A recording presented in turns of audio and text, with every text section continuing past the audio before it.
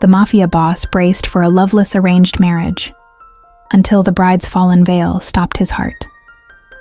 For a man who buried his own heart, an arranged marriage is just a contract of blood and silence. Draven Volkov, the crow, the Don feared by all and known by none, believed there was nothing left to feel. The marriage to a rival house's daughter was meant to be the final move to secure his empire, the bride merely a pawn, a sacrifice, a nameless face. But when the bride's veil falls, it is not the future he sees.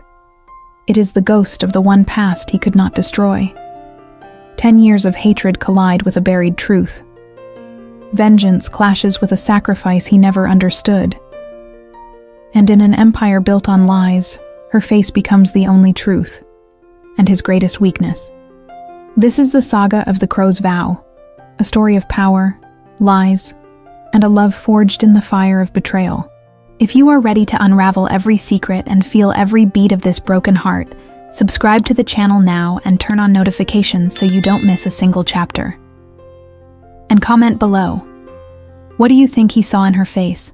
Prepare yourself. The ceremony is about to begin. The air in the Volkov private chapel was ancient and thin. It carried the scent of damp stone and the faint cloying sweetness of incense, a futile attempt to purify a place that had only ever known covenants of blood and power. White lilies, funereal in their perfection, stood in stark arrangements against the dark wood of the pews.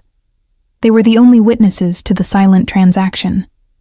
Draven Volkov stood at the altar, a monolith carved from obsidian and tailored wool. The anemic light from the stained glass windows painted the marble floor in dull bruises of blue and crimson. He felt the weight of his men's stares at his back, silent and heavy as lead. He felt the glares from her family, the few that remained across the aisle, a pathetic mix of fear and resentment. Vultures waiting for the scraps of a fallen empire, the Moretti Empire. To him, this was not a sacrament. It was the final annexation of territory. The bride, a name on a contract, the last piece in a bloody puzzle, was merely that. A pawn, a living deed, a sacrifice her family offered to ensure their own survival. He felt nothing. It was a skill he had perfected over a decade of methodical emptiness. Emotion was a liability, a flaw his father had beaten out of him long ago. One more minute, and I will drag her here myself.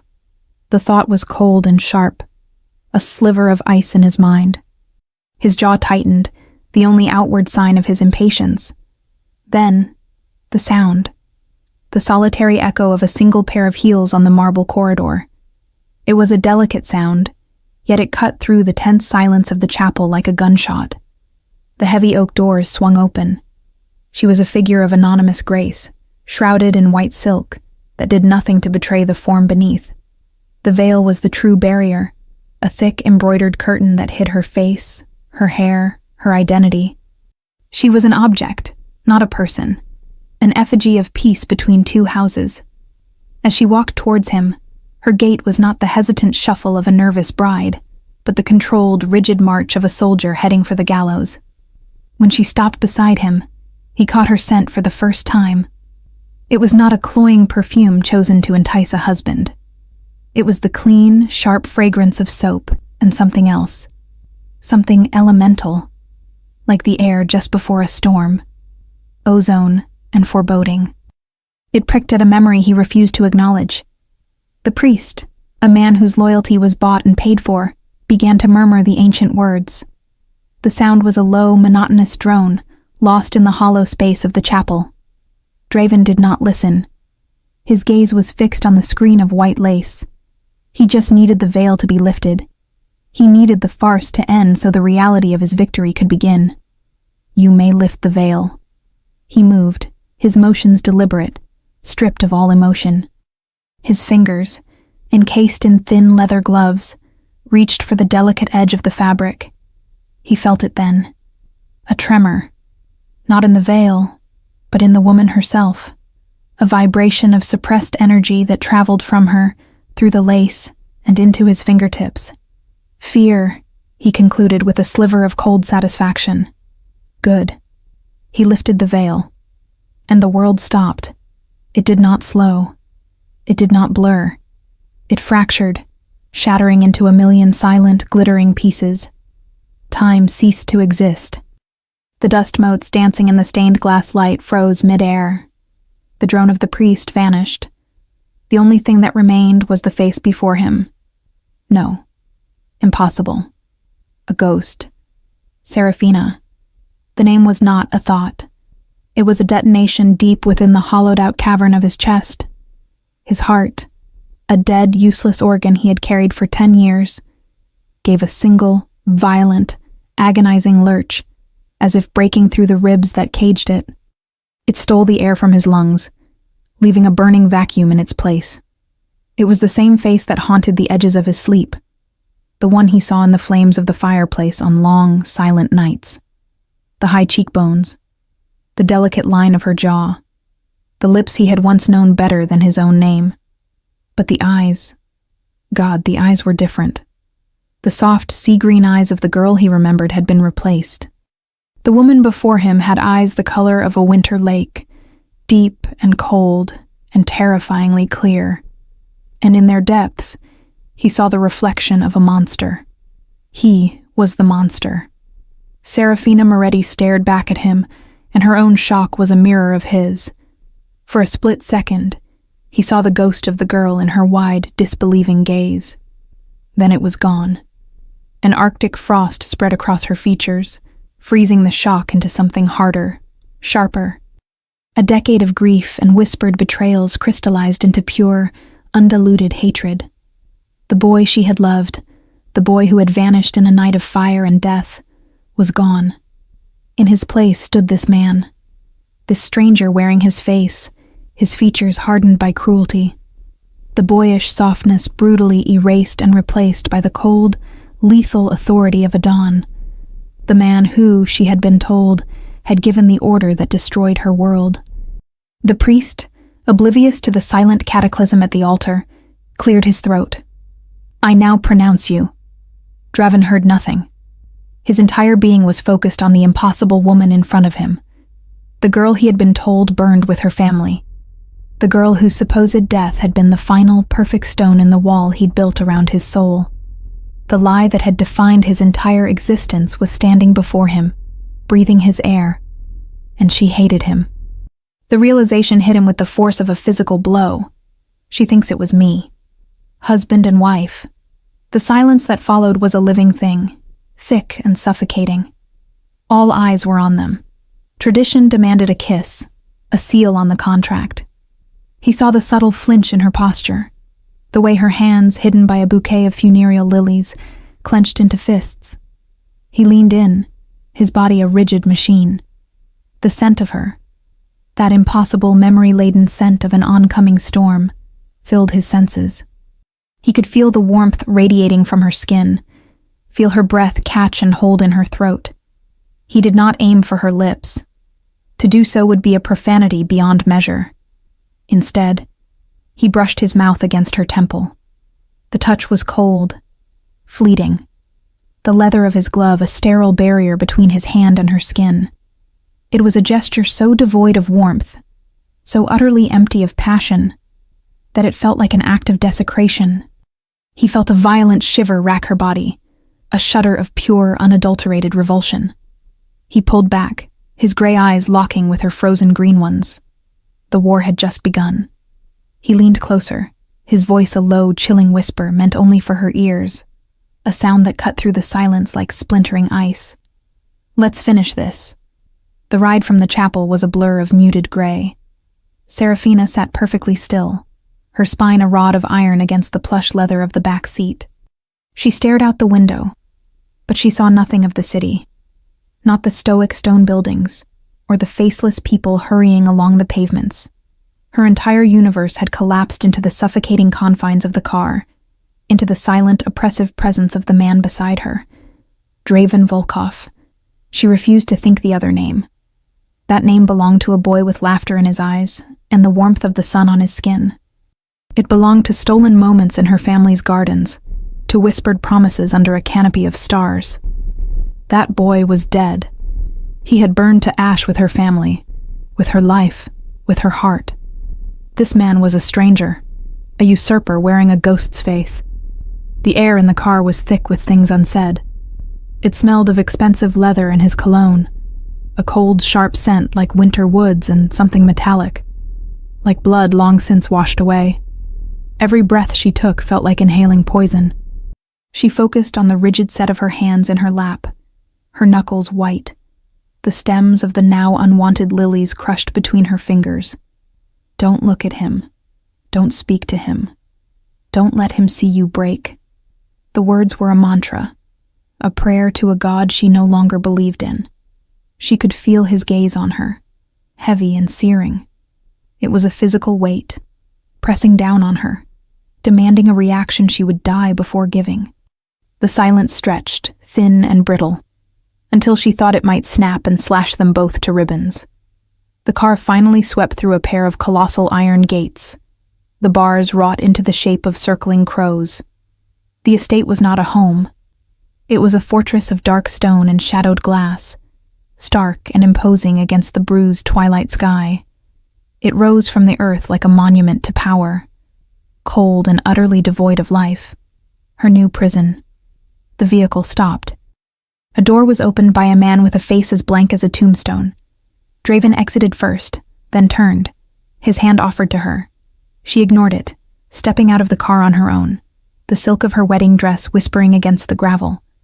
The act of defiance was small, petty, but it was all she had. She felt a flicker of satisfaction when she saw his hand drop, his jaw tightening almost imperceptibly. He led her inside. The interior was as cold as the exterior. Vast, echoing halls of polished marble, cavernous rooms filled with dark, severe furniture. It was a mausoleum, not a home. Staff lined the entryway, their heads bowed, their faces carefully neutral. They were not servants. They were guards, and she was the prize prisoner. He led her up a sweeping staircase, their footsteps the only sound in the crushing silence. He did not touch her, yet she felt as though she were being dragged by an invisible chain. He stopped before a set of double doors and pushed them open, gesturing for her to enter. The master suite. It was larger than the entire apartment she and her younger brother had been hiding in for the past year. A vast, impersonal space dominated by a massive bed and floor-to-ceiling windows that looked out onto the sprawling, dark gardens. It was a room designed to showcase wealth, not to offer comfort. A beautiful, perfect, gilded cage. He closed the doors behind them. The click of the latch was a sound of finality. It was the sound of her world shrinking to the size of this room, to the space between herself and the monster she had just married. Now she turned to face him. The mask of calm she had so carefully constructed was beginning to crack. Why? The word was a shard of glass, torn from her throat. He stood by the door, his stillness that of a predator. He had removed his gloves and his hands were bare. Large, capable hands. She remembered them gentle. Now she could only imagine them stained with blood. You'll have to be more specific. His voice was low, a controlled rumble that vibrated through the floor. Don't play games with me. A tremor of rage, hot and raw, finally broke through her control. 10 years. 10 years I believed you were dead. I grieved you, you bastard. The epithet was a poor substitute for the litany of curses screaming in her mind. Was it all a lie? Was sending your father to burn my family alive part of the plan from the beginning? For the first time, she saw a crack in his own granite facade. It was a flicker in his storm-gray eyes, a sudden sharp intake of breath. He moved away from the door, his movements slow, as if wading through deep water. My father? He repeated, the words laced with a confusion that sounded so genuine it infuriated her. Oh, don't feign ignorance now, Volkov, she spat, the name a deliberate poison on her tongue. You, your father, it makes no difference. The Volkovs destroyed the Morettis, and you stand here, ready to claim the last prize. He stopped in the center of the room, turning to face her fully.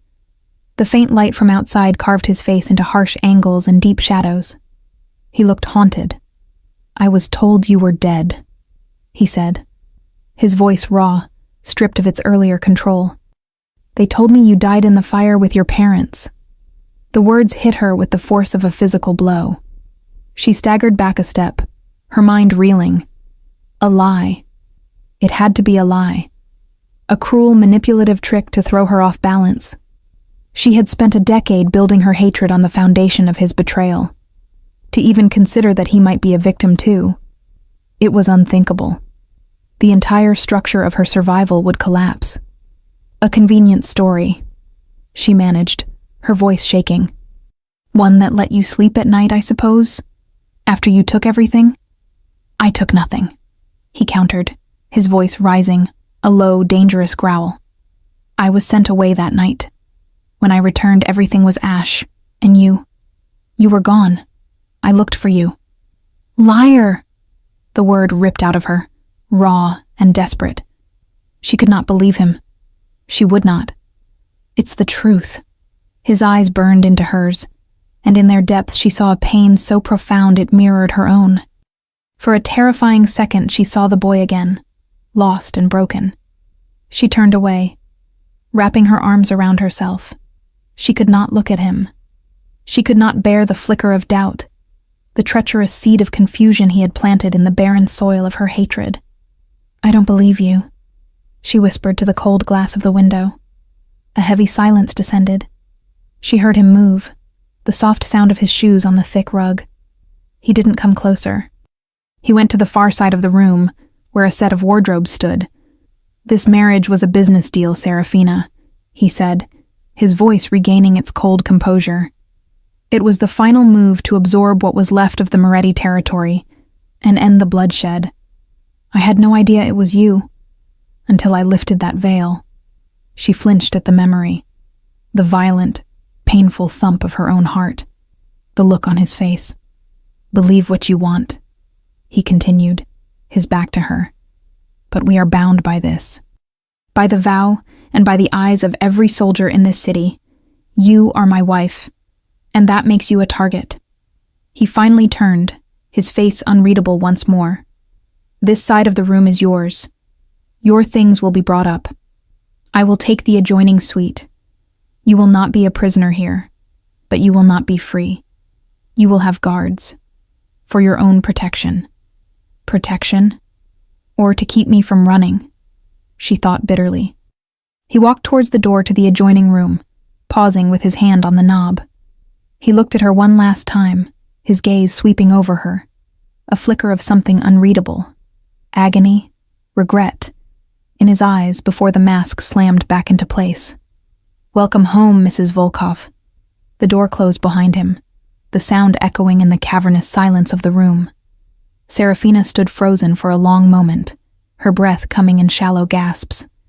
Then, a shudder racked her body, a violent, soul-deep tremor. Her legs gave way, and she sank onto the cold, silk-covered bed, the wedding dress pooling around her like a shroud. He had looked for her. It was a lie. It had to be a lie. But as she stared at her reflection in the dark window, a pale, haunted woman in a white dress, a new, more terrifying thought emerged. What if it wasn't? And in that moment, she hated him. She hated the monster who had taken everything from her. But even more than that, she hated the ghost of the boy who could make her doubt. Sleep did not come. Serafina merely drifted in a gray, restless limbo, her body too exhausted to move, her mind too tormented to rest, when the first pale fingers of dawn crept through the vast, uncurtained windows. They felt less like a new day, and more like an illumination of her cage. The light spilled across the room, catching on the gilded edges of ornate furniture, the impossibly high thread count of the silk sheets, the cold, polished sheen of the marble floors. It was the wealth of a king, and it felt like the spoils of a war waged on her soul. She pushed herself out of the enormous bed, the cool air raising goosebumps on her arms. She was still in the undergarment from her wedding dress, a simple slip of silk that felt foreign and flimsy in the morning light. Her reflection in the dark glass of the window was that of a stranger, a pale, haunted wraith, lost in a room built for a queen. A soft knock at the door made her flinch. It was a sound too gentle for this house of stone and iron. Before she could answer, the door opened, and a woman in a crisp gray uniform entered, her eyes cast respectfully downward. She was older, with lines of weary kindness etched around her mouth. "Good morning, Mrs. Volkov," the woman said, her voice a soft murmur. "My name is Elena. I was instructed to attend to you." Mrs. Volkov. The name was a physical blow, a brand seared onto her skin. Serafina wrapped her arms around herself. "I don't need an attendant." "Of course, madam," Elena said, her tone unchanging. "Mr. Volkov had these sent up for you. He thought you might be more comfortable." She gestured to a series of garment bags laid out on a chaise lounge, the logos of expensive designers discreetly visible. Serafina's eyes hardened. The gesture was not one of kindness, it was one of ownership.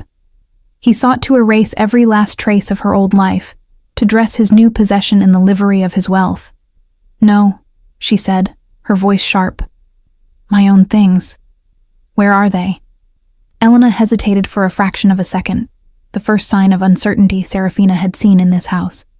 "They are being brought from your former residence, madam. They will be here shortly. Then I will wait." She walked towards the bathroom, a cavern of marble and chrome, and closed the door with a decisive click. It was a small, hollow victory, but it was hers. She would not be his doll, dressed and displayed. She would cling to every last shred of Serafina Moretti until her fingers bled. When her luggage arrived, she ignored the silks and cashmeres Elena began to unpack. She found what she was looking for at the bottom of a worn suitcase, a pair of simple black trousers and a soft gray sweater, threadbare at the cuffs. They were the clothes of a survivor, not a queen. Dressed in her own armor, she felt marginally more like herself. Elena was waiting when she emerged. "Mr. Volkov is waiting for you for breakfast in the solarium, madam." It was not an invitation. It was a summons. The solarium was a jarring contrast to the rest of the mansion. It was a room made of glass, overlooking the meticulously manicured gardens, now gray and damp in the morning mist. The light was bright, almost clinical. It left no room for shadows. Draven was already there, seated at one end of a long, polished table. An ocean of mahogany lay between them. He was dressed in a perfectly tailored dark suit, a newspaper folded beside his plate. He looked up as she entered, and his gray eyes swept over her, taking in her plain, worn clothes. She saw a flicker of something, annoyance, surprise, before his expression became a familiar, unreadable mask. He rose with a cold formality until she took her seat at the opposite end of the table. The silence was deafening, broken only by the quiet clink of silver as a servant poured her coffee. The aroma was rich and dark, but it tasted like ash in her mouth. "I trust you had a comfortable night," he said, the words a mockery of polite conversation. "I'm not here to be comfortable," she replied, her voice low and steady. She met his gaze across the vast expanse of the table. "I'm here to be your prisoner. Let's not pretend otherwise." A muscle jumped in his jaw. "A prisoner is someone who has been taken. You, as I recall, came willingly. You made a vow." "A vow made to a stranger," she shot back, "before I knew who was beneath the veil." "And I to a ghost," he countered, his voice dropping, the sound dangerously soft. It seems we were both deceived. The air crackled between them. This was the true nature of their marriage, a battle of wills, a war fought with silences and loaded words. She refused to look away. She would not be the first to break. "My brother," she said, changing tactics. The name felt like a prayer and a weakness on her tongue. "Leo. Where is he?" Draven placed his fork down with deliberate precision. He looked at her, and for a moment, the mask slipped. She saw a flicker of weariness, the deep, profound exhaustion of a man who carried the weight of an empire. "He is safe," he said. "Safe where? In a dungeon in this fortress? Another one of your possessions?" "He is at a country estate, 3 hours north of the city," Draven stated, his voice flat, devoid of emotion. "It is quiet. secure. I have arranged for tutors. His education will not be interrupted. Serafina stared at him, her mind refusing to process the words. Tutors. A country estate. The image was so wildly at odds with the narrative of pure villainy she had clung to. A monster would have used Leo. A monster would have locked him away, holding him as leverage, a knife to her throat. The confusion must have shown on her face. Did you think I would harm him? He asked, a bitter, ironic edge to his voice. He is a boy. He is your family. And as such, he is now under my protection.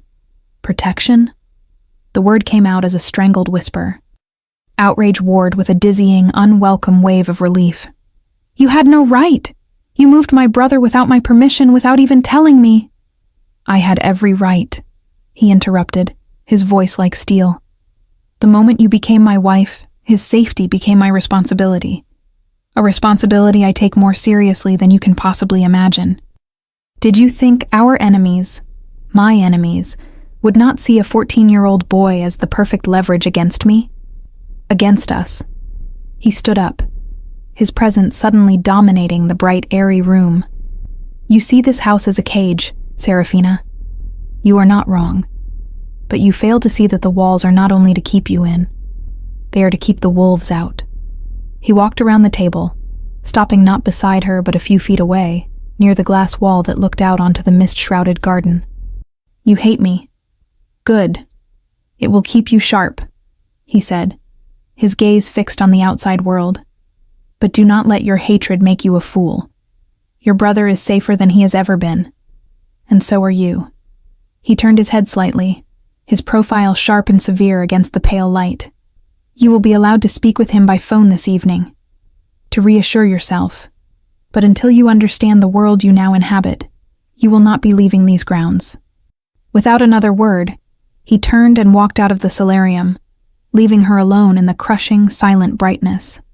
Serafina sat frozen, her hands clenched in her lap. Her coffee was cold, her breakfast untouched. He had not answered her accusations. He had not denied his role in her family's destruction. He had simply changed the rules of the game. The monster she had constructed in her mind for 10 years would have used her brother to control her. Draven Volkov had just protected him. A crack. A tiny hairline fracture spiderwebbed across the thick, impenetrable armor of her hate. She stared out at the gray, silent garden, and for the first time in a decade, she was faced with a question that had no easy answer. If Draven was protecting them from wolves, who, exactly, were the wolves? The hours that followed breakfast were a study in silent defiance. Serafina refused to remain in the master suite, a space that felt more like a showroom than a sanctuary.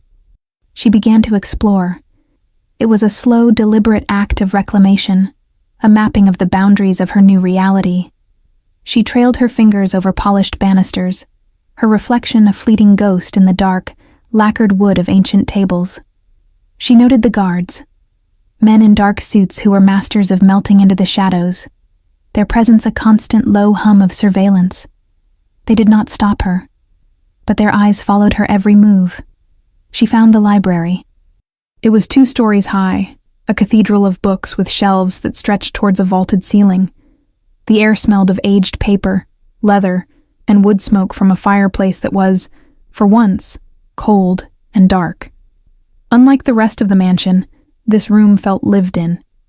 There were books left open on tables, a half-empty glass of what looked like whiskey on a mantelpiece, a heavy throw blanket carelessly draped over a worn leather armchair.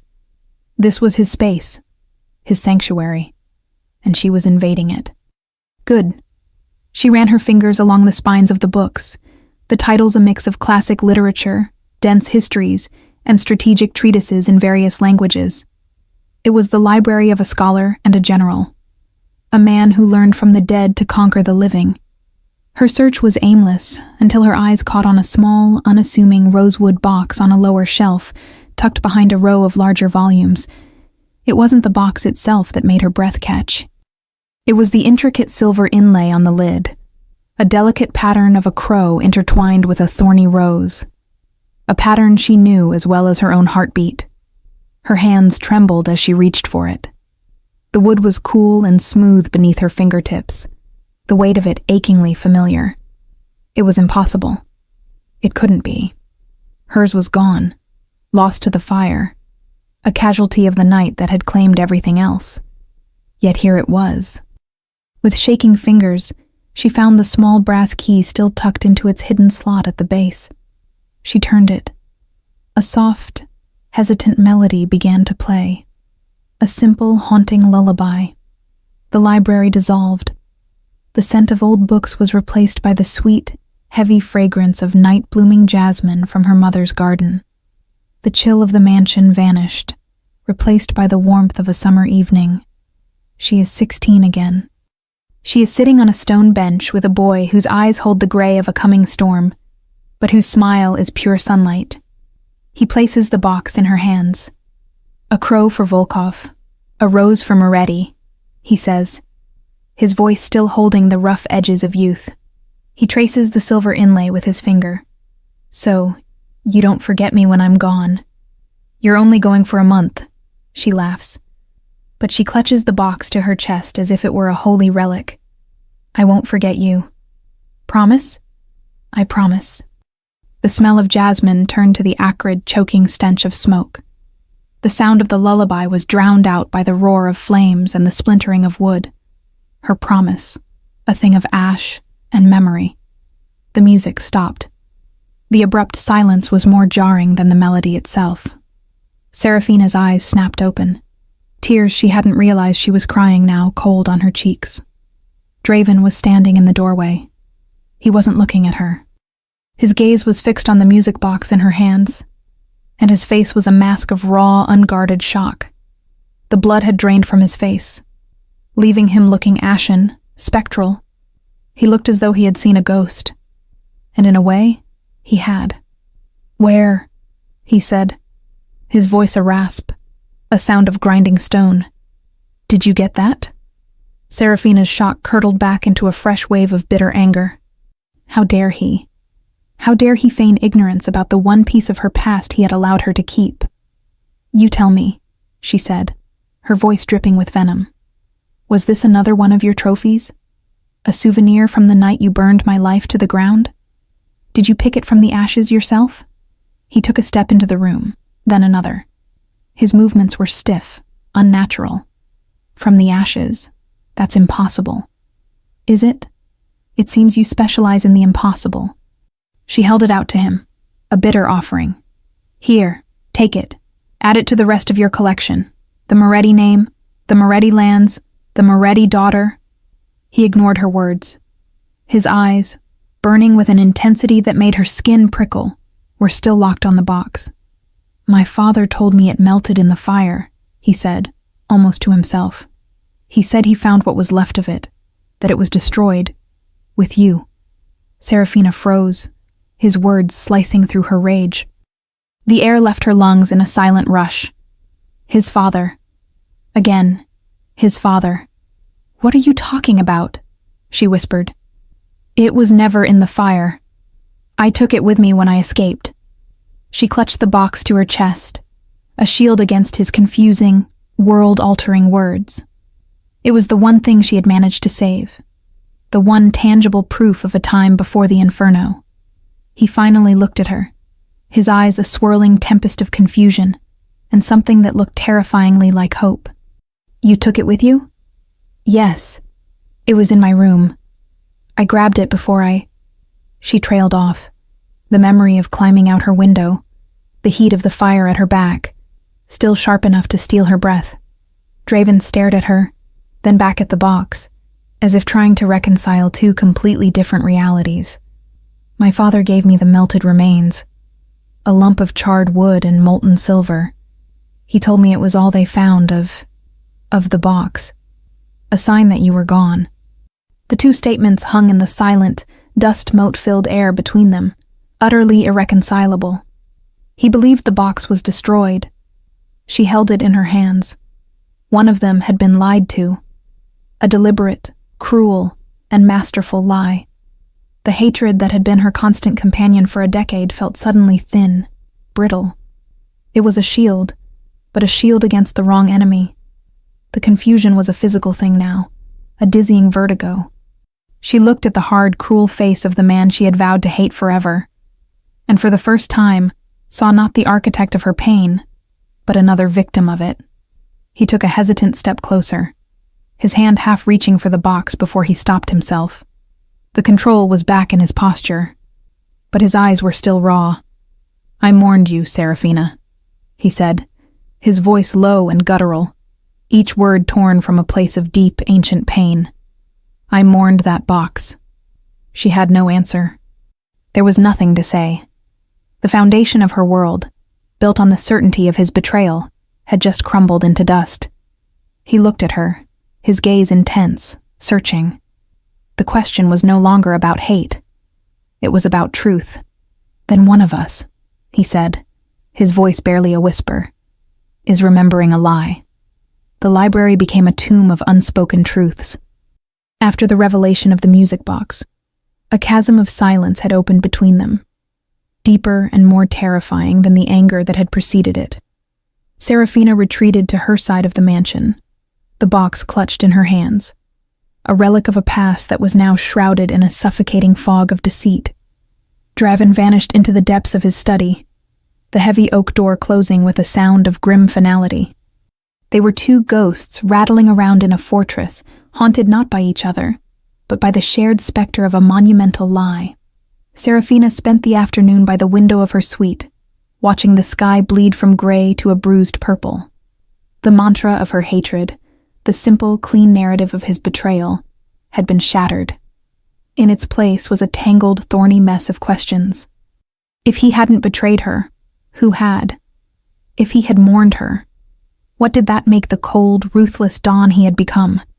She was so lost in the labyrinth of her thoughts that she barely registered the sound of a car approaching, its tires crunching on the gravel drive below. It was a sleek black sedan, not one of the armored SUVs favored by the Volkov fleet.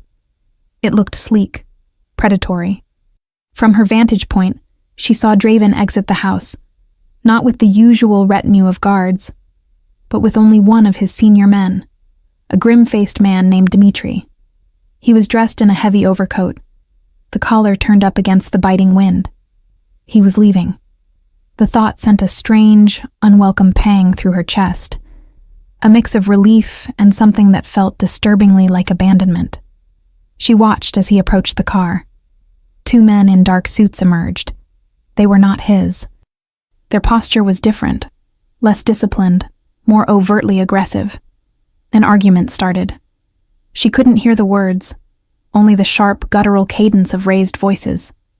The tension was a visible thing, a coiling snake in the dim twilight. Then, it happened. It was a flicker of movement from the edge of the woods that bordered the estate, a glint of metal in the fading light. It wasn't a thought. It was pure instinct, a primal scream that died in her throat. She didn't know why she did it. She didn't know what drove her, but she ran. She flew out of the room, her bare feet slapping against the cold marble of the hallway. She ignored the startled call of a passing servant. She took the grand staircase 2-3 steps at a time, her hand barely grazing the polished banister. The front doors were heavy, but she threw them open with a surge of adrenaline. The cold air hit her like a physical blow. Draven! The name was torn from her, a raw, desperate sound. He turned his head at her cry, his eyes widening in disbelief, and in that split second of distraction, the world erupted in a symphony of violence. The first shot was a sharp crack that shattered the evening quiet. The second was a sickening thud as Dmitri crumpled to the ground. The men from the car drew their own weapons. The glint in the woods became a muzzle flash. But Serafina's eyes were locked on Draven. He was moving, not towards cover, but towards her. His face was a mask of cold, terrifying fury, his eyes blazing with a protective fire she had never seen. Another shot rang out, this one whining past her head, so close she felt the displaced air on her cheek. She froze, a deer caught in the glare of oncoming death. Draven reached her in 2 long strides. He didn't hesitate. He didn't speak. He simply acted. He slammed into her, his body shielding hers, his arms wrapping around her like bands of steel as he drove them both to the ground behind the stone balustrade of the entryway. The impact knocked the air from her lungs. She landed half beneath him, the rough stone scraping her skin, his weight a crushing, solid presence. She could feel the frantic, heavy beat of his heart against her back. Or maybe it was her own. For a terrifying, surreal moment, all she was aware of was the scent of him, winter woods and gunpowder, and the solid, unyielding wall of his body shielding her from the chaos. The shootout was short, brutal, and ruthlessly efficient. She heard the controlled, double-tap reports of the Volkov guards, a sound distinctly different from the wilder shots of their attackers. Then, silence. A ringing, profound silence, punctuated only by the ragged sound of her own breathing and the groans of a wounded man. Draven didn't move for a long moment. He remained a dead weight on top of her, his head low, listening. Then slowly, he pushed himself up, his movements stiff. His eyes scanned the driveway, the woods, his face a mask of lethal calculation. He looked down at her. His gray eyes were dark, almost black, swirling with a storm of emotions she couldn't begin to name. Fury, fear, and something else, something deeper, that made her breath catch. "Are you hurt?" His voice was a low, rough rasp. She shook her head, unable to find her voice. Her body was trembling, a violent, uncontrollable shiver of adrenaline and shock. He reached out, his hand hovering for a second before his fingers brushed against her cheek, his touch surprisingly gentle as he tucked a stray strand of hair behind her ear. But as he pulled his hand away, she saw it. The dark crimson stain spreading across the sleeve of his white shirt, just below the shoulder. "You're bleeding," she whispered, the words coming out hoarse, unfamiliar. His gaze followed hers. He looked at the wound with a detached annoyance, as if it were a minor inconvenience, a stain on a favorite suit. "It's nothing," he said, his voice flat. But it wasn't nothing. He had been hit. He had been hit while shielding her. The bullet that had been meant for him, or for her, had found him instead. Guards were swarming the area now, their movements silent and professional. One of them, a man with cold blue eyes, knelt by Draven's side. "Sir, we need to get you inside." Draven's eyes never left Seraphina's. He saw the tremor in her hands, the shock in her wide eyes. He saw the smear of dirt on her cheek. He saw the terror she was trying so desperately to hide. The sight seemed to break through his control. The cold mask of the dawn cracked, and for a fleeting second, she saw the man beneath. A man who looked raw, vulnerable, and incandescently furious. Not at the attackers, but at the fact that she had been in the line of fire.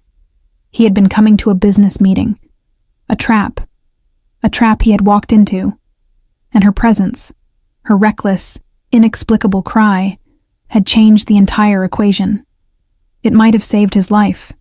It had almost certainly ended hers. And he had thrown himself in front of the bullet. The hatred she had nurtured for a decade was a distant, fading echo. The confusion of the library was gone. In their place was a new, terrifying, and undeniable truth, laid bare in the crimson stain on his sleeve. He would have died for her. The monster she had married, the man she had sworn to destroy, had just saved her life at the risk of his own. And in the smoking, silent aftermath of the battle, Seraphina knew, with a certainty that chilled her to the bone, that nothing would ever be the same again. The world narrowed to the confines of Draven's private study. It was a room that mirrored the man himself. Dark wood, leather-bound books, and an air of disciplined control. But that control was now fractured. A fire roared in the hearth, casting flickering, anxious shadows on the walls. The air was thick with the sterile scent of antiseptic, a smell that warred with the faint aroma of whiskey. A doctor, a man with a gray face and hands that moved with practiced efficiency, had just finished stitching the gash in Draven's arm. The bullet had passed clean through the flesh of his shoulder, a miracle of sheer luck. "You were fortunate, Mr. Volkov," the doctor murmured, packing his bag. a few inches to the left. He didn't need to finish the sentence. Draven, now shirtless save for the clean white bandage stark against his skin, merely grunted in response. He sat in a high-backed leather chair near the fire, a glass of amber liquid in his good hand. He had not said a word to Seraphina since his men had ushered them both inside, his arm a steady, unyielding pressure at her back. But he had refused to let her leave. When she had tried to retreat to her own rooms, he had spoken her name, just once. The word was quiet, laced with an authority that brooked no argument. So she stayed, perched on the edge of a sofa, feeling useless and strangely unmoored. She was a witness to the aftermath of a violence she had, in some way, precipitated. The doctor left, closing the door softly behind him, leaving them encased in a ringing silence broken only by the crackle and hiss of the fire. Seraphina's hands were clenched in her lap, her knuckles white. She was no longer trembling, the adrenaline having given way to a heavy, bone-deep chill. She kept seeing it, over and over in her mind's eye. The glint of the rifle, his body slamming into hers, the dark stain spreading on his sleeve. She finally broke the silence, her voice a low, unsteady whisper. "Why did you do that?" He didn't pretend to misunderstand. He stared into the dancing flames, the firelight catching the sharp planes of his face, the dark smudges of exhaustion under his eyes. She could see the faint, silvery lines of old scars on his torso, a roadmap of a life carved by violence. This new wound was just one more mark on a brutal canvas. "They were not supposed to know you were here," he said, his voice a low rumble.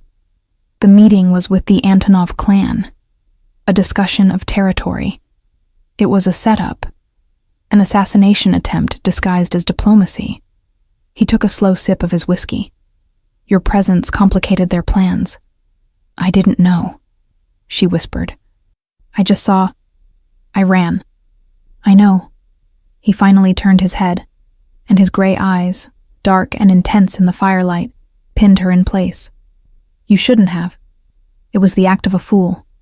His words were harsh, but his tone lacked its usual biting edge.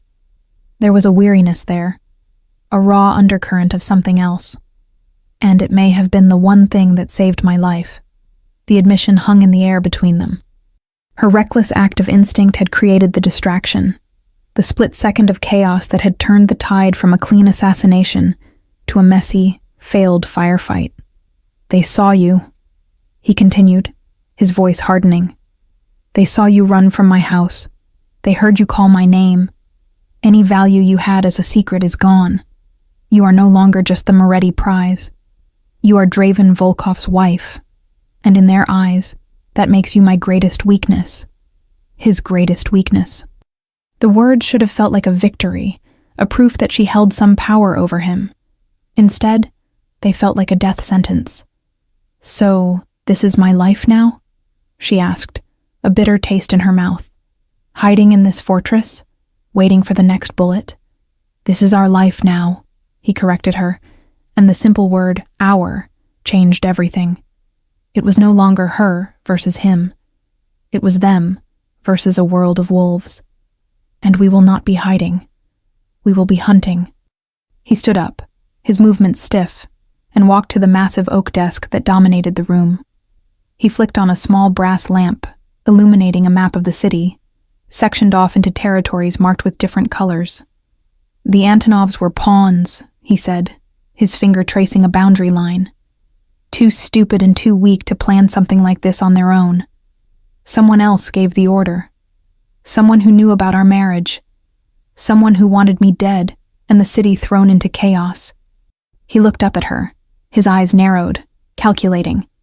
"Someone who benefits from the old lies."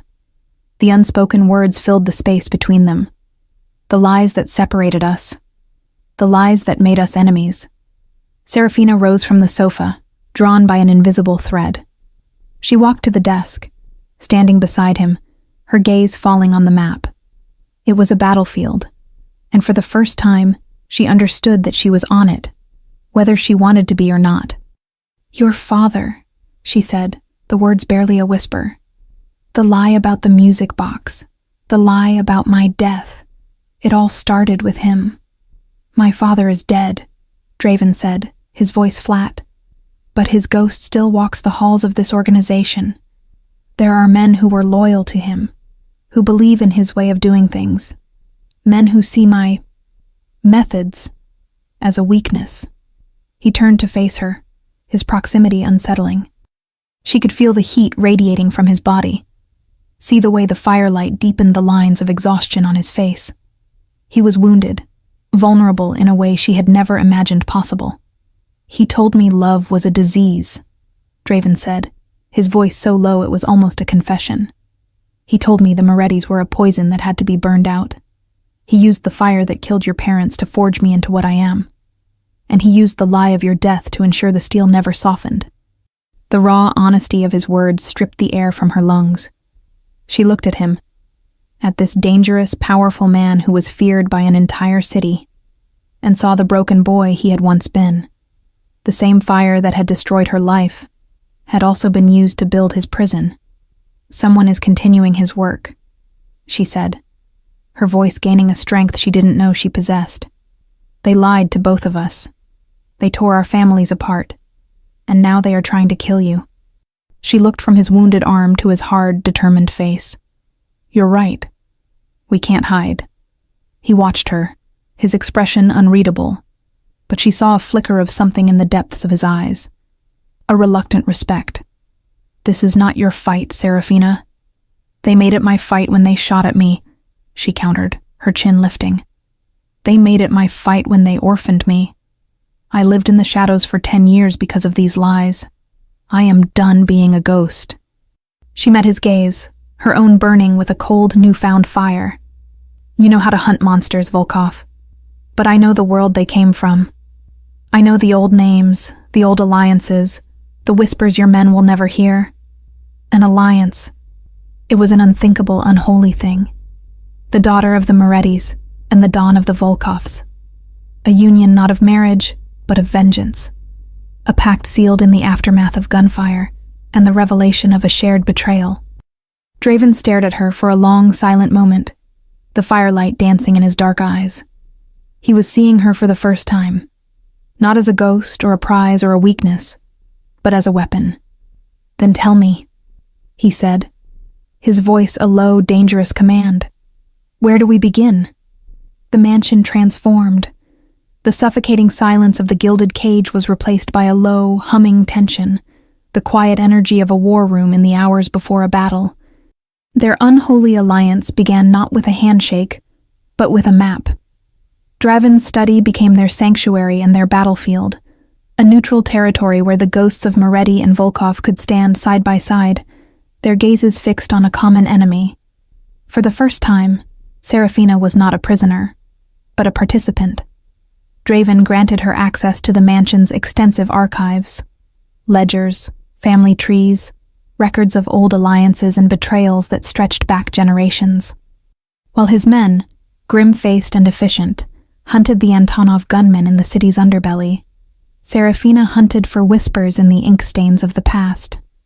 She worked at the great oak desk, surrounded by stacks of dusty books and brittle documents, while Draven often stood by the window, a dark, restless silhouette against the gray light. He was a caged panther, his arm in a black silk sling, a visible symbol of his forced inaction. The wound prevented him from leading the hunt himself, a fact that chafed at him, radiating a constant simmering frustration. This enforced proximity created a new, far more dangerous kind of tension. The space between them, once a chasm of hatred, was now a live wire of awareness.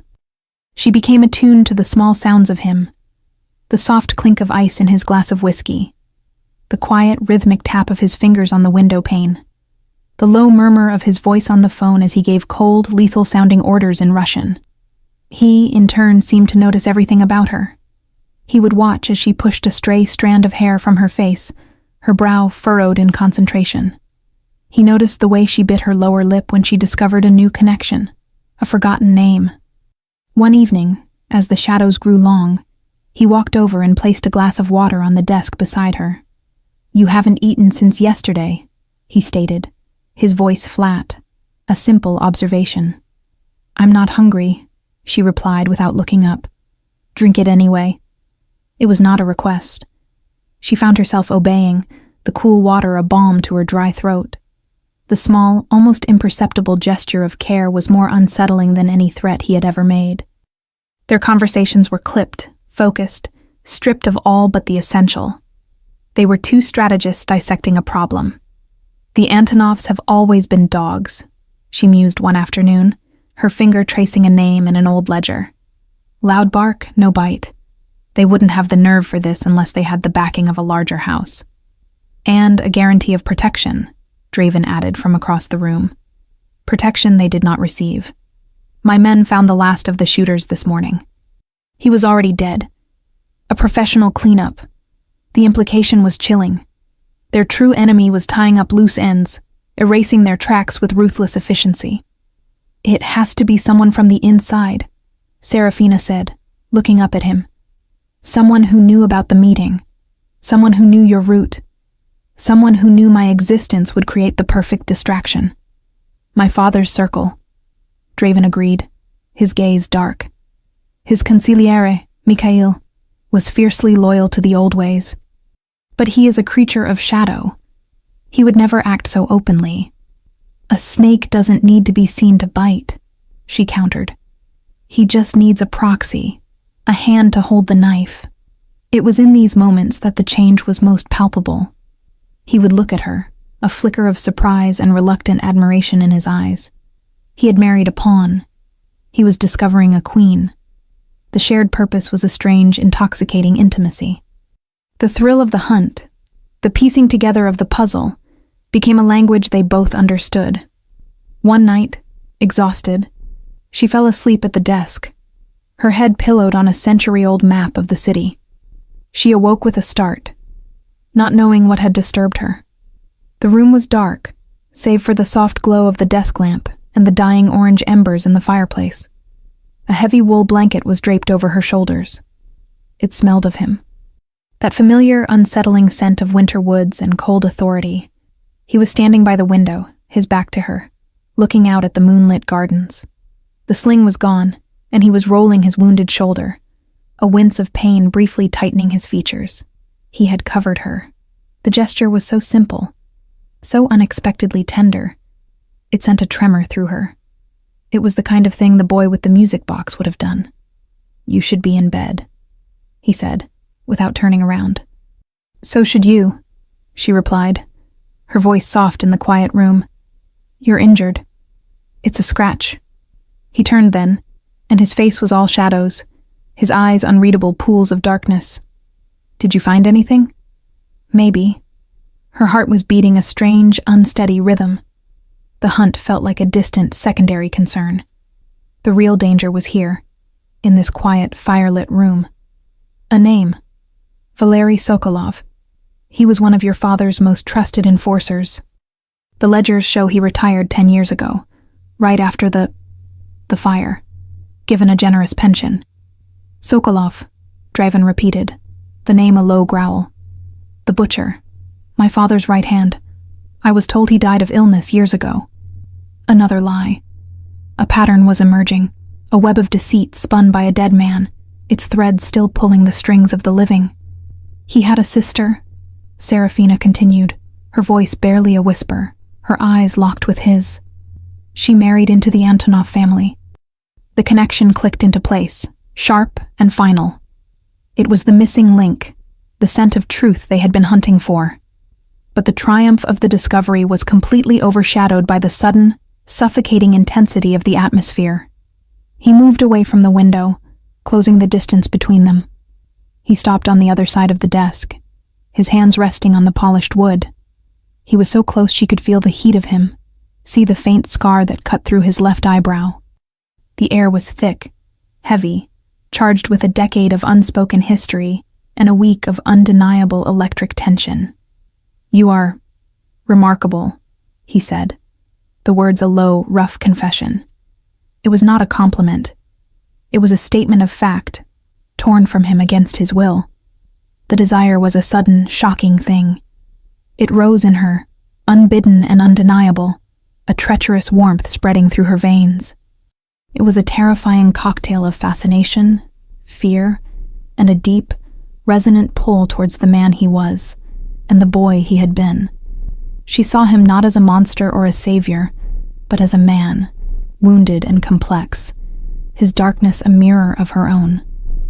He leaned forward slightly, his gaze dropping from her eyes to her lips. The air crackled. The world shrank to the space between their faces. This was more dangerous than any assassin's bullet. This was a different kind of annihilation, a surrender she had never anticipated. The hunt for the truth had led them to an entirely different discovery. And as he stood there, his shadow falling over her, Serafina knew that the greatest threat was not the enemy hiding in the shadows, but the one standing right in front of her. The moment stretched, thin and taut, threatening to snap. Draven's gaze on her lips was a physical touch, a brand of heat that made her skin flush. The space between them hummed with a dangerous energy, a magnetic pull that was equal parts threat and promise. Serafina's heart hammered against her ribs, a frantic, wild thing caught in a cage. To close the distance would be madness. To pull away, an act of cowardice her pride would not allow. It was Draven who broke the spell. He pushed himself back from the desk with a sudden, sharp movement, as if recoiling from a flame. He turned away from her, presenting his back, a wall of disciplined muscle and rigid control. He walked to the fireplace, resting his good arm on the marble mantelpiece, staring down into the dying embers. The gesture was one of dismissal, but the tension in his shoulders told a different story. He was fighting a battle, and she was both the battlefield and the enemy. "Sokolov," he said, his voice a low, rough growl, forcing the conversation back to the cold, hard facts of their hunt. "If he is alive, Mikhail will know where he is." The moment was gone. The fragile, terrifying intimacy shattered. Serafina was left with the ghost of a touch that had never happened, her pulse a frantic echo in the sudden emptiness. A strange mix of relief and a sharp, piercing disappointment warred within her. "And you think he'll just tell you?" she asked, her voice surprisingly steady, betraying none of the turmoil inside. "Mikhail is my consigliere," Draven stated, his back still to her. "His loyalty is to the head of the family, to me. His loyalty was to your father," she corrected him softly. "You said it yourself. He believes in the old ways. Then I will persuade him." The words were laced with ice, a chilling reminder of the man he was, the power he wielded. The following day, Draven summoned Mikhail. Serafina was not present for the meeting, a clear and deliberate exclusion. It was Volkov business. She watched from the upper gallery as the older man, thin and wiry as a dried serpent, walked into Draven's study. His face was a mask of placid respect, but his eyes, small and dark, missed nothing. She felt a chill crawl up her spine. That man was a ghost from her nightmares, a face she remembered from the periphery of her childhood, always lurking in her father's shadow, and then in Draven's. The meeting lasted for hours. When the door finally opened, Mikhail emerged, his expression as unreadable as ever. He paused at the bottom of the stairs, and his dark eyes lifted, finding her in the shadows of the gallery. He held her gaze for a single, unnerving second. There was no threat in the look, no overt malice. There was only a cold, reptilian knowing. Then he turned and was gone. Serafina waited, her nerves stretched taut. When she finally descended and entered the study, she found it empty. The fire was out. The room was cold. A feeling of dread, heavy and suffocating, settled over her. She found him later that night, not in the study, but in the one place she had never dared to venture, the master suite. His side of it. The adjoining door was ajar, a sliver of low light spilling into her room. She hesitated, then pushed it open. He was standing on a private balcony, a dark silhouette against a sky littered with cold, distant stars. The wind was sharp, whipping at the thin silk of his shirt. His bandaged arm was free of the sling, and he held a bottle of vodka in his good hand, no glass. He was drinking from the bottle, a raw, undisciplined act so at odds with his usual control that it shocked her. She stepped out onto the balcony. The cold stone bit at her bare feet. He didn't seem to register her presence until she was standing a few feet away. "Mikhail lied," he said, his voice thick, slurred just enough to betray the amount he'd had to drink. "Stared me in the eye and swore Sokolov died 5 years ago. He produced a death certificate. Forged, of course. But perfect." He took another long pull from the bottle. "He is loyal to a ghost. He is protecting my father's legacy of lies." The raw frustration and helplessness radiating from him were a palpable force. For all his power, for all his control, he was being stonewalled by the very foundation of his empire. "So we've reached a dead end," she said, the words feeling hollow. "There are no dead ends," he growled, turning to face her. His eyes were wild, a storm of fury, and something that looked like pain. "Only harder roads." He gestured with the bottle towards the sleeping city. "I could tear this city apart, brick by brick. I could bleed every last one of my father's men until someone talks. It would work, but it would start a war that would make what happened to your family look like a prelude." He was trapped by his own code, by the responsibility that came with his crown. To find the truth, he would have to destroy the kingdom he was sworn to protect. He looked at her then, and the fury in his eyes softened, replaced by a raw, profound agony that mirrored her own. "He showed me the melted box, you know," he said, his voice dropping to a haunted whisper. "My father, he put the charred lump of metal in my hand and said, 'This is what happens to weakness. This is what happens to love. It burns. Let it burn.'" He was no longer looking at her, but through her, into a past she could only imagine. "I believed him. I let that fire burn away everything. The boy you knew. I held his funeral right alongside yours." The confession, raw and steeped in alcohol and grief, broke through the last of her defenses. This was not the Dawn. This was not the monster. This was Draven. Wounded, broken, and lost. She did not think. She acted. She closed the small distance between them, and her hand came up, her fingers gently touching the side of his face. His skin was cold from the night air, the stubble of his beard a rough contrast to her soft touch. The contact was electric, a silent explosion in the cold night. He flinched, his eyes snapping back into focus, locking on her. He stared at her as if he'd never seen her before. His hand came up, covering hers, his thumb stroking the back of her wrist. His touch was hesitant, almost reverent. The bottle slipped from his other hand, falling to the stone with a dull, heavy thud. It did not break. "Serafina," he breathed, her name a sound of both prayer and curse. All the tension, all the denial, all the hatred and desire and grief of the past 10 years culminated in that single, shattering moment. The masks were gone. There were no more lies between them. There was only the cold night air, the ghost of a lullaby, and a shared, unbearable pain. He leaned in, his head bowing towards hers. It was not the hungry advance of a Dawn claiming his prize.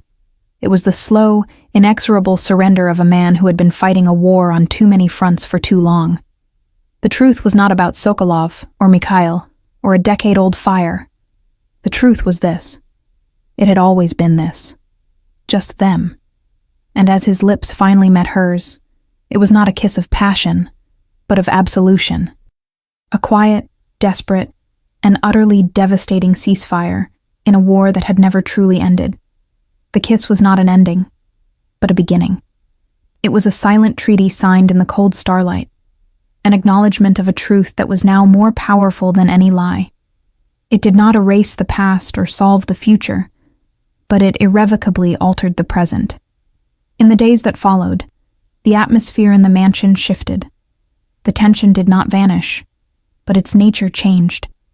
The brittle, sharp edges of hostility softened into a heavy, watchful intimacy. They did not speak of what happened on the balcony. Words felt inadequate, clumsy. Instead, They communicated in shared glances across the study, in the way he would pass her a cup of coffee without asking, in the way she would find a book of old Moretti family history left open on the desk to a relevant page. They were still hunting, but now they were hunting as one, a singular entity with a shared mind. Draven's focus became absolute. The vulnerability he had shown on the balcony was locked away, replaced by a cold, lethal clarity. He knew Mikhail was the key, and he began to move his pieces on the board with a terrifying precision, tightening a silent, invisible net around his father's old consigliere. He reassigned Mikhail's guards, promoted men loyal to him into key positions, and began a systematic audit of financial records, searching for the flow of money that was funding the ghost of his father's regime. Serafina, meanwhile, felt a strange sense of peace settle over her for the first time in a decade. The hatred that had been her constant fuel was gone, and in its absence, she was rediscovering the woman she had been before the fire. She found herself sketching again, a childhood passion long forgotten, filling pages with charcoal drawings of the stark, beautiful lines of the winter gardens. The cage had, impossibly, started to feel like a sanctuary. It was this newfound peace that made her careless. The call came on a Tuesday afternoon. Elena brought her the phone, a small, sleek device reserved for secure communications. "It is your brother, madam." Serafina's heart leaped. Draven had upheld his promise, arranging weekly calls, but this one was unscheduled. She took the phone, her hand trembling slightly. "Leo? Is everything all right?" "Fina, you have to see this." His voice, still boyish but with the first rough edges of adolescence, was crackling with excitement. "The stables here are incredible. There's a new foal. He was just born. The stable master said I could name him." The pure, uncomplicated joy in his voice was a balm to her soul. "Oh, Leo, that's wonderful. You have to come see him, please. Mr. Volkov's head of security is here, a man named Mikhail. He's driving back to the city this afternoon. He said he would be honored to escort you here for a visit if Mr. Volkov approved. He said it was perfectly safe. Could you ask him? Please, Fina." A cold dread trickled down Serafina's spine, slick and immediate. Mikhail. The name was a venomous serpent in the Eden of her brother's call. It was too perfect, too coincidental. "Leo, listen to me," she said, her voice tight. "I don't think that's a good idea right now." "Why not?" The disappointment in his voice was a sharp pang. "It's just for a few hours. Mikhail said the threat was over. He said Mr. Volkov neutralized the Antonovs and that everything is secure. He was feeding Leo lies, using her brother's innocence as a weapon. I'll speak with Draven," she said, the name feeling natural on her lips for the first time. "I'll call you back, Leo. I promise." She hung up, her mind racing. Draven was not at the mansion. He had been called to a meeting at the port, a sudden shipping issue that had demanded his personal attention. She was alone, with Mikhail's offer hanging in the air. It was a trap. Her every instinct screamed it. Mikhail knew Draven was away. He knew a plea from Leo was the one thing that might override her caution. He was trying to lure her out of the fortress. She went in search of Dmitri's second-in-command, a man named Stefan, the one with the cold blue eyes who had helped Draven after the attack. She would tell him about the call, warn him. She found him in the security hub, a room of monitors and blinking lights hidden in the west wing. But he wasn't alone. Mikhail was there. He was standing beside Stefan's chair, a hand resting on the younger man's shoulder. He was smiling, a thin, placid smile that did not reach his dark eyes. Stefan's face was pale, his expression strained. On the monitor in front of them was a live feed from a hidden camera. It showed a boy with dark, unruly hair, laughing as he stroked the nose of a spindly-legged foal. Leo. "Ah, Serafina," Mikhail said, his voice smooth as silk. "I was just telling Stefan what a delightful young man your brother is. So full of life. It would be a tragedy if anything were to happen to him." The threat was not even veiled. It was a naked blade laid on the table. Stefan didn't move, his gaze fixed on the screen, on the image of the vulnerable, oblivious boy. Mikhail's hand on his shoulder was not a gesture of camaraderie. It was a leash. "The car is waiting, my dear," Mikhail continued, his smile widening. "Your brother is so looking forward to your visit, and I'm afraid he'll be terribly disappointed if you refuse. Children can be so fragile." He was holding Leo hostage from a distance. He had control of the security at the country estate. Any word from her, any attempt to signal Draven, and he could give an order that would... She couldn't complete the thought. Rage, cold and pure, burned away her fear. This man, this serpent, was the architect of it all. The whispers in the ear of Draven's father, the lies, the fire. He was the ghost who had haunted her life. She met his gaze, her own eyes chips of ice. She would not let him see her fear. She would not give him the satisfaction. "I'll need to get my coat," she said, her voice perfectly calm. Mikhail's smile was triumphant. "Of course, my dear. We have all the time in the world."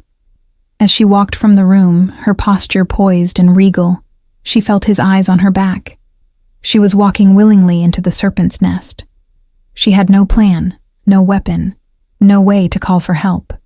But she was no longer just the Moretti ghost. She was the wife of the Volkov Don, and she would not be a pawn in this game. As she ascended the grand staircase, she caught sight of her own reflection in a large, gilt-edged mirror. Her face was pale, her eyes burning with a desperate, defiant fire. She was walking towards her potential death, but for the first time in her life, she was not a victim being led to the slaughter. She was a queen, walking onto the battlefield to protect the final, most important piece of her kingdom, and she would burn this world to ash before she let him harm her brother. The drive was a silent, suffocating ordeal. Serafina sat in the back of a black sedan, the leather cool against her skin, a stark contrast to the fire in her veins. Mikhail sat beside her, a placid, venomous presence, while a driver she didn't recognize navigated the city streets. They were not heading north towards the country. They were heading east, towards the decaying industrial heart of the city, the docks. Her heart sank, but her expression remained a mask of detached calm. Leo was never the destination. He was only the bait. Meanwhile, Draven stood in a cavernous, echoing warehouse at the port, the air thick with the smell of salt and diesel. The shipping issue had been a ghost, a phantom problem that had evaporated upon his arrival. It had taken him less than 5 minutes to realize the truth. It was a lure, a perfectly executed maneuver to draw him away from the mansion, away from her. A cold dread, an emotion he hadn't truly felt since the night of the fire, coiled in his gut. He pulled out his phone, his thumb hovering over her contact number. He didn't call. If she was in danger, a phone call would only escalate it. Instead, he called the one man he trusted implicitly. Stefan. The call went straight to voicemail. That was all the confirmation he needed. The dread solidified into ice-cold certainty. He was already moving, striding towards his car, barking orders into the phone to his personal guard. Full tactical alert. Track my wife's security detail. Now. He thought of her back at the mansion, protected by dozens of men, surrounded by walls of stone. But a fortress is only as strong as its gatekeepers, and Mikhail, the serpent, had been inside the gates all along. He had underestimated the old man's cunning, his sheer audacity. He had been so focused on tightening the net, he hadn't realized the snake was already in his house, its fangs poised to strike the one thing he could not bear to lose. The car carrying Serafina pulled into a deserted container yard. Rusting mountains of steel loomed on all sides, a labyrinth of shadows and decay. The car stopped. "A slight change of plans, my dear," Mikhail said, his smile finally shedding its placid veneer, revealing the predatory cunning beneath. "Your brother sends his regrets. He was detained." The driver's door opened, and a man climbed out. He was large, brutish, a face she recognized from the periphery of old photographs. Valery Sokolov, the butcher. He looked older, his hair grayed, but his eyes held the same dead-eyed cruelty. "It has been a long time, little Rose," Sokolov growled, his voice like grinding gravel. Mikhail opened her door. "After you. Try not to scream.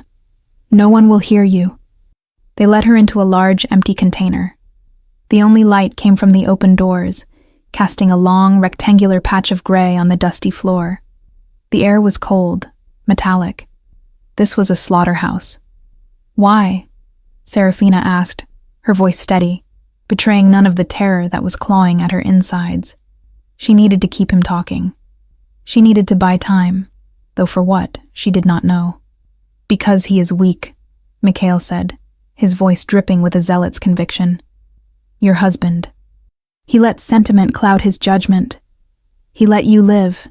He allies himself with a Moretti. His father, a great man, a true Don, would have razed your entire bloodline to the ground and salted the earth. He understood that power requires purity. Draven, he is tainted. By you. By his memory of you." He paced in front of her, his movements agitated, passionate. "I have dedicated my life to the Volkov name, to its strength. I will not stand by and watch a boy who mourns a music box drive it into the ground. A new leader is required, one who is not afraid to burn away the weakness." Suddenly, the roar of engines filled the air, a sound of furious, unstoppable power. A fleet of black-armored SUVs swarmed into the container yard, their tires screeching on the pavement. They formed a semicircle, their headlights cutting through the gloom, pinning the container in a blinding glare. Sokolov swore, grabbing Serafina, pulling her back into the shadows of the container, and pressing the cold, hard muzzle of a gun to her temple. Mikhail's face contorted in a mask of fury. He was not supposed to know. A car door slammed. A single figure emerged from behind the blinding lights, walking slowly, deliberately, into the space between the vehicles. It was Draven. He was alone, his hands empty at his sides. He wore no coat, and the wind whipped at his dark suit. He was not a Don coming to negotiate. He was a storm, an executioner. "Let her go, Mikhail."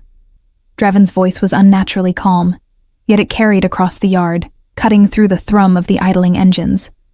It was the calm at the center of a hurricane. "You are too late, Draven," Mikhail shrieked, his composure shattering. "You see? Your weakness. You came for her yourself. The great Draven Volkov, brought to his knees by a slip of a girl." "I am not on my knees," Draven said, his voice dropping lower, colder. "I am here to remove a sickness from my family. You have abused my father's memory. You have threatened my wife. There is no forgiveness for that." He took another slow, deliberate step forward. Sokolov pressed the gun harder against Serafina's temple. One more step, and she dies. Serafina's heart was a cold, hard knot in her chest. She looked at Draven, his face a mask of lethal intent, his gray eyes fixed on her. In them, she did not see fear. She saw a promise. She did the only thing she could. She acted. With a sudden, violent movement, she stomped her heel down, hard, on Sokolov's instep. He roared in pain, his grip faltering for a fraction of a second. It was all she needed. She threw her head back, smashing it into his face, and dropped to the ground, curling into a ball. The world exploded. A single shot, louder than anything she had ever heard, echoed in the metal container. It was not from Sokolov's gun. She looked up. Draven was standing at the mouth of the container, a pistol in his hand, a thin wisp of smoke curling from the barrel. His stance was perfect, unwavering. Sokolov lay on the ground behind her, a neat, dark hole in the center of his forehead. He had not even had time to scream. Mikhail stared, his mouth agape, his face a mask of disbelief and horror. He looked from the dead butcher to the avenging dawn. The serpent had been defanged. Draven walked into the container, his steps measured, his eyes never leaving Mikhail's. He did not look at Serafina. He did not look at the body on the floor. His entire universe was focused on the man who had betrayed him. "You were my father's most trusted friend," Draven said, his voice a low, chilling whisper. "You were my teacher, my advisor." He stopped directly in front of the trembling old man. "You were family." He raised the pistol, the movement fluid, economical. "And family," he said, his voice breaking with a decade of repressed grief and rage, "does not lie about the dead." Mikhail closed his eyes. Draven pulled the trigger. The sound was deafening in the enclosed space. When the ringing in her ears subsided, Serafina pushed herself up. Mikhail lay on the ground, his rain of whispers and shadows over. Draven stood over the bodies, his shoulders heaving, the pistol hanging loosely in his hand. The storm had passed, leaving a devastating calm in its wake. He finally turned to her, and his eyes, when they met hers, were stripped bare of all artifice. She saw the rage, the grief, the fear, and beneath it all, an overwhelming, soul-deep relief. He crossed the space between them in 2 strides and knelt before her. He reached out, his hand shaking slightly, and cupped her face, his thumb stroking away the tear she hadn't realized had fallen. "Are you hurt?" he whispered, the same words he had spoken after the first attack, but this time they were filled with a raw, desperate tenderness. She shook her head, unable to speak. She leaned into his touch, her hand coming up to cover his. The lies were dead. The ghosts were banished. The fire, which had been set all those years ago to burn away a weakness, had failed. It had not destroyed them. It had forged them. He helped her to her feet, his arm a solid, grounding presence around her. They walked out of the dark container and into the blinding light of the waiting cars. The vow they had made in the cold chapel, a vow of convenience and lies, was meaningless now. In the embers of their shared past, in the ashes of the men who had torn them apart, they had forged a new one, an unspoken vow, sealed not with words, but with blood and survival, and a truth that was more powerful than any empire. They were not just Adon and his wife. They were Draven and Serafina. And they were finally home.